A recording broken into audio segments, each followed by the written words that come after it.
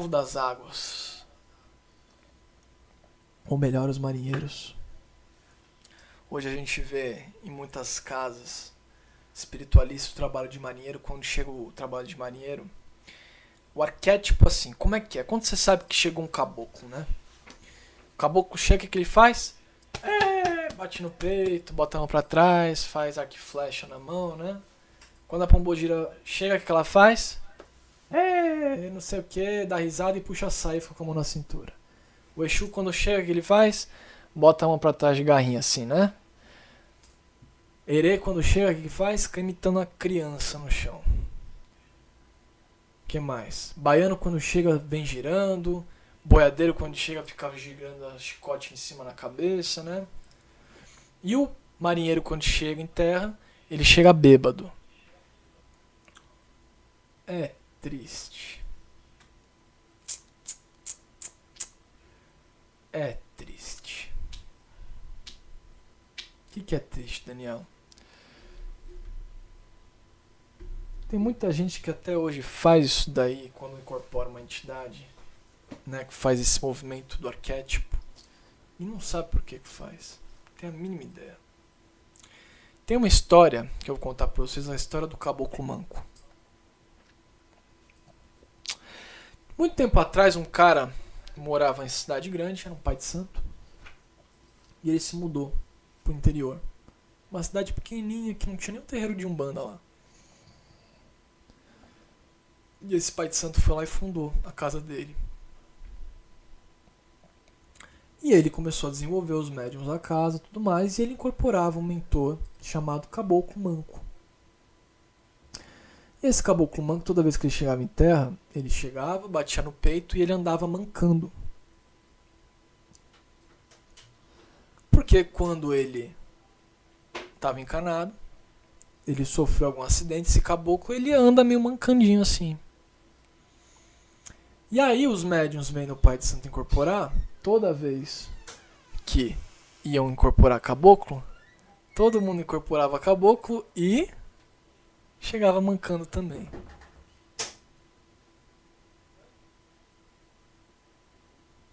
Entenderam? Então assim, hoje em dia, os marinheiros, quando eu comecei a pegar muita... Eu vou falar, eu peguei muito ranço da linha dos marinheiros há muito tempo atrás, quando eu tava na Umbanda. Porque na incorporação dessas entidades, depois coloquem no YouTube, chegada da linha dos marinheiros na Umbanda. Eles sempre chegam bêbado. Eles sempre chegam assim, ó. Eles põem a mão pra trás e ficam pra lá, cá pra cá. E fica falando bêbado, não sei o que. Ai, que me dá. Mas não tem nada de bêbado. Quando os marinheiros chegam, lá na Umbanda Raiz, estamos falando na época de encantaria ainda. Estamos falando na época que era Mestre Daniel, o rito de encantaria. Quando os marinheiros chegam em terra, eles chegam de barco. E o movimento do barco em relação ao ser que está parado é chegar em balanço. Simplesmente.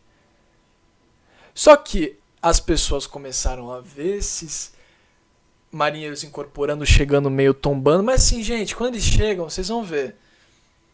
Antigamente era assim, eles tomam pro lado aqui, tomam pro lado aqui, tomam pro lado acolá. Acabou. Só que na Umbanda hoje em dia, eles chegam bêbados e fica a sessão inteira falando que parece... Meu Deus, fica a sessão inteira falando... Dá mais cerveja. Meu, fica insuportável, cara. Parece que a Marinha Brasileira era feita por idiota, desculpa. Mas se você olha, você fala, não é possível que só tinha marinheiro que era assim o dia inteiro. Como é que a gente lutou em guerra? Ainda bem que a gente teve uma invasão por mar aqui no Brasil, senão a gente tava ferrado. Entenderam? E vai muito ao contrário. Quando esses espíritos vêm, eles chegam de barco, gente. Chegam de barco. Porque eles são espíritos que são da água. Porque, aí agora a gente vai entrar. Lembra que eu falei que os nossos amigos caveiras trabalham na Calunga Menor? O que é Calunga? É um lugar, né, um ponto onde ocorre a transição entre dimensões. Um portal entre dimensões. Certo? E a gente falou da Calunga Menor, que são os cemitérios, cruzeiros das almas. E o que é a Calunga Maior? Os mares. Vem com o titio. Vamos com calma agora. Vem comigo aqui. Há muito tempo atrás, quando os escravos, os africanos foram escravizados e eles vieram para o Brasil, quando eles chegaram aqui nas terras brasileiras, eles diziam que quando eles morressem, eles iam voltar para a terra prometida, para a terra sagrada, para Aruanda. Para eles, o paraíso que a gente chama no catolicismo, né, e tudo mais, eles chamam de Aruanda, a terra sagrada de Aruanda. E Aruanda está na África. E o que separa o Brasil da África? O mar. Então, na crença dos povos africanos que chegaram aqui, que estiveram aqui, eles voltariam para a África e voltariam pelos mares. Só que lembra daquele conhecimento de egrégora que a gente falou? Quando nós nos colocamos à disposição e criamos a gente cria uma crença, vira uma crença, a gente cria um campo de energia. Então é muito comum que alguns desses africanos desencarnavam e já se direcionavam para o mar. E esses espíritos vendo esse movimento, eles já se colocavam ali à disposição, como marinheiros, né? Na época não eram marinheiros assim, militares, né? Porque eram outros africanos, se manifestavam como africanos que estavam ali, à espera deles. Então eles eram levados de volta para Ruanda. Não é muito comum? Você já viu histórias de livro espírita, quando uma pessoa desencarna, um espírito se manifesta como Madre Teresa, como Mãe Maria, como Jesus até, como alguma figura que aquela pessoa se identifica para facilitar o desencarne dela. E os marinheiros nascem desse movimento. Parte deles. E no século XVIII, tinha um marinheiro militar, um cara forte no Nordeste brasileiro, chamado Daniel, meu xará. E esse cara, muito cético, ia pra cima e pra baixo de barco, ia lutar pra guerra e tudo mais, sei o que. Certo dia, ele bebia demais. Teve uma doença muito séria no sistema digestivo dele, não lembro onde. Voltou, teve que meio que parar o que tinha que fazer lá dos trabalhos e tudo mais. Esse cara veio e simplesmente foi buscar ajuda com medicina, com isso, com aquilo, tudo mais, fazia exame disso, tentava aquilo, nada funcionava. E naquela época já estava se popularizando muito o rito de Daime, né? O Santo Daime, que é uma bebida da Jurema. Né? Por que se chama Santo Daime? Daime, de dar. Daime essa bebida. Daime esse sagrado. E nessa energia, ele não era muito crente, ele foi levado ao grande mestre Irineu, né? Que é uma outra figura muito popular dos cultos de Jurema, né? E o mestre Irineu, um grande conhecedor da medicina da Jurema, começa a tratar ele através do Daime. Em questão de dias, mestre Daniel já estava intacto, zero, curado, através da medicina sagrada da Jurema. E ele criou assim um apreço, né, muito grande, um amor muito grande por essa medicina.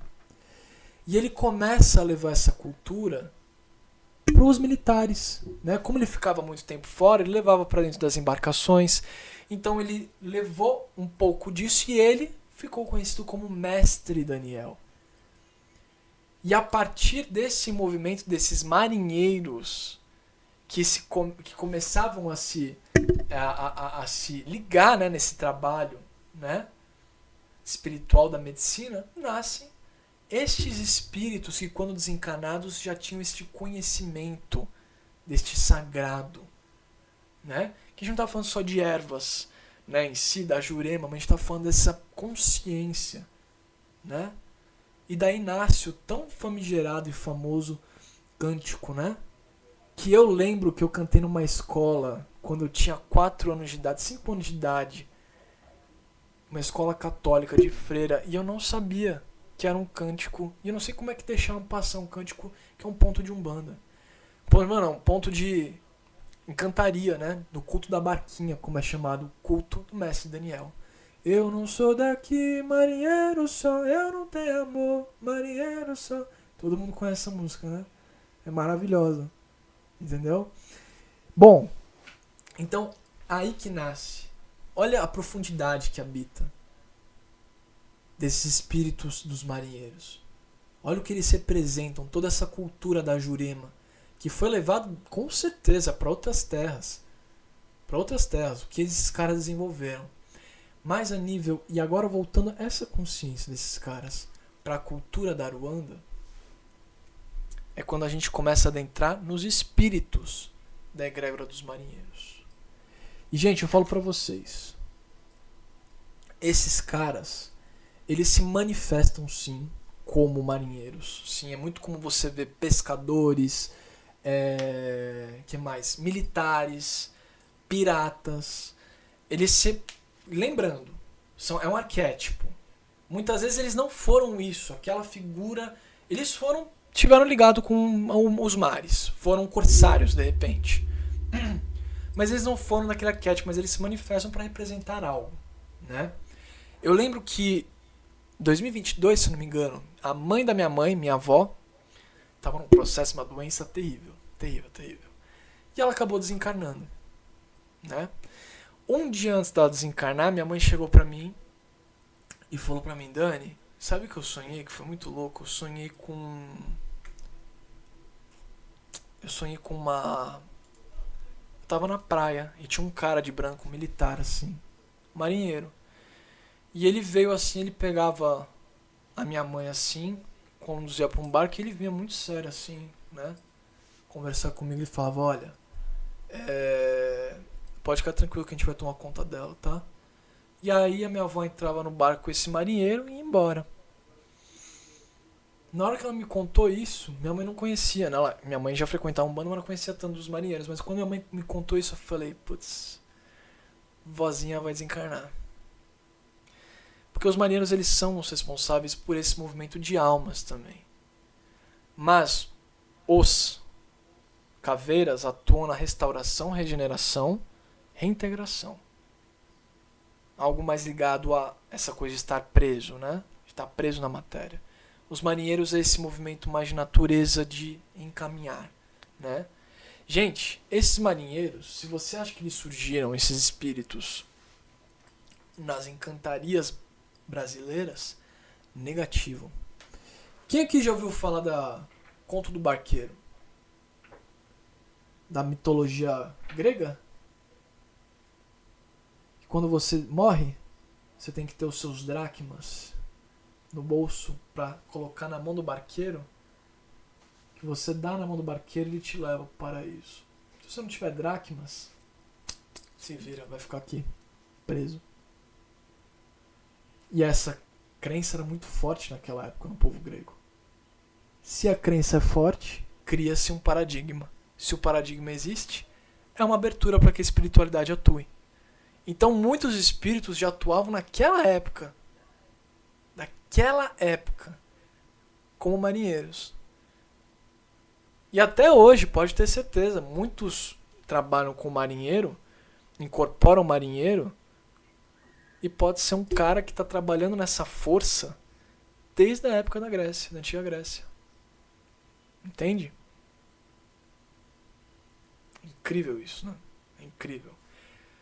Plano de ação.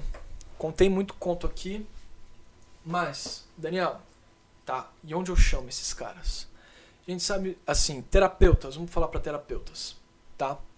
Vocês realizaram um trabalho de desobsessão, trabalho de limpeza, ligado à magia negra, tá? Mas é quando o trabalho da magia negra, da energia intrusa, seja lá o que for, atingiu o emocional já. Atingiu o emocional.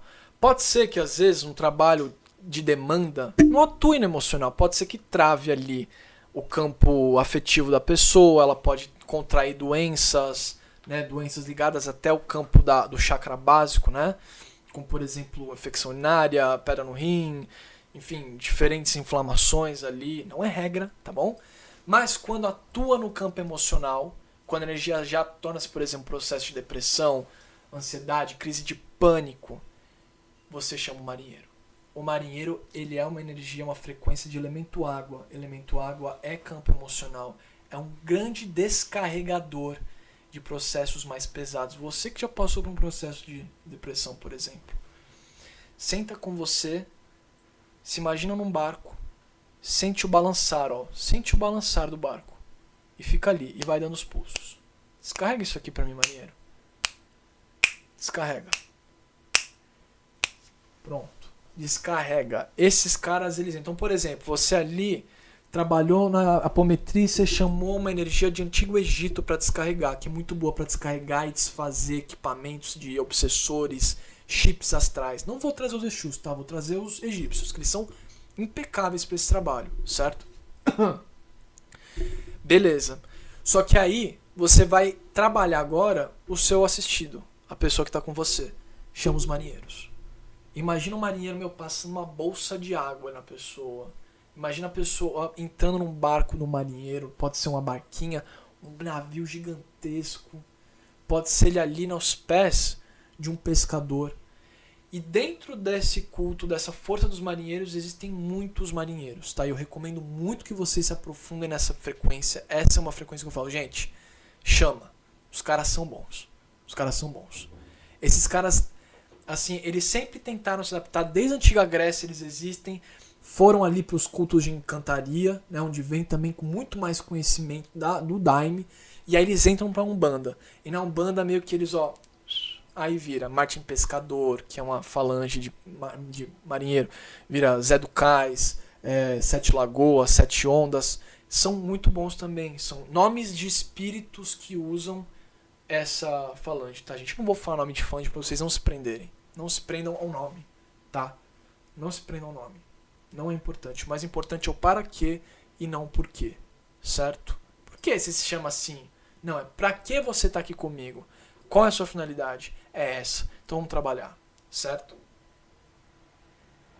Maravilhoso. Gente, então chama esses caras. O marinheiro, assim, pra quem tá em processo, assim, de depressão. A palavra depressão, gente, é o melhor pra descarrego.